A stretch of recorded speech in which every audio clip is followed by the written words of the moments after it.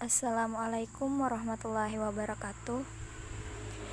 Kajian Bahasa Indonesia SD2 yang diampu oleh Ibu Isna Kasmilawati, Magister Pendidikan, yang disusun oleh kelompok 3 yang beranggotakan Elisa Susanti, NPM 30619566126 sebagai pemateri, Nur Hidayah, NPM 30619566127 sebagai pemateri, Muhammad Halis Azhari, NPM 30619566054, Muhammad Zairullah Ansyar, NPM 30619566049 sebagai moderator. Program Studi Pendidikan Guru Sekolah Dasar. Baiklah, di sini kami ingin menjelaskan tentang pengertian konsep perencanaan pembelajaran. Cunningham misalnya mengemukakan bahwa perencanaan ialah menyeleksi dan menghubungkan pengetahuan fakta, imajinasi, dan asumsi untuk masa yang akan datang dengan tujuan memvisualisasi dan informulasi hasil yang diinginkan.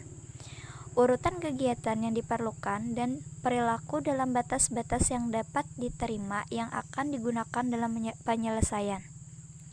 Definisi yang kedua mengemukakan bahwa perencanaan adalah hubungan antara apa yang ada sekarang atau what is dengan bagaimana seharusnya what shall be yang bertalian dengan kebutuhan, penentuan tujuan, prioritas, program, dan alokasi sumber.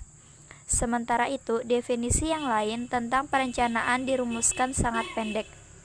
Perencanaan adalah suatu cara untuk mengantisipasi dan menyeimbangkan perubahan. Selanjutnya, perencanaan pembelajaran. Pembelajaran atau pengajaran menurut dongeng adalah upaya untuk membelajarkan siswa. Dalam pengertian ini, secara implisit, dalam pengajaran terdapat kegiatan memilih, menetapkan, mengembangkan metode untuk mencapai hasil pengajaran yang diinginkan. Pemilihan, penetapan, dan pengembangan metode ini didasarkan pada kondisi pengajaran yang ada. Kegiatan ini pada dasarnya merupakan inti dari perencanaan pembelajaran. Selanjutnya, dasar perlu perencanaan pembelajaran. Perlunya perencanaan pembelajaran sebagaimana disebutkan di atas dimaksudkan agar dapat dicapai perbaikan pembelajaran. Upaya perbaikan pembelajaran ini dilakukan dengan asumsi sebagai berikut. 1. Untuk memperbaiki kualitas pembelajaran perlu diawali dengan perencanaan pembelajaran yang diwujudkan dengan adanya desain pembelajaran. Yang kedua, untuk perencanaan suatu pembelajaran perlu menggunakan pendekatan sistem. Yang ketiga, perencanaan desain pembelajaran diacukan pada bagaimana seseorang belajar. Yang keempat, untuk merencanakan suatu desain pembelajaran diacukan pada siswa secara perorangan. Yang kelima, pembelajaran yang dilakukan akan bermuara pada ketercapaian tujuan pembelajaran.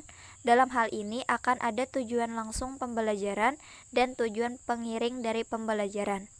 Yang keenam, sasaran akhir dari perencanaan desain pembelajaran adalah mudahnya siswa untuk belajar. Yang ketujuh, perencanaan pembelajaran harus melibatkan semua variabel pembelajaran. Yang kedelapan, inti dari desain pembelajaran yang dibuat adalah menetapkan metode pembelajaran yang optimal untuk mencapai tujuan yang telah ditetapkan.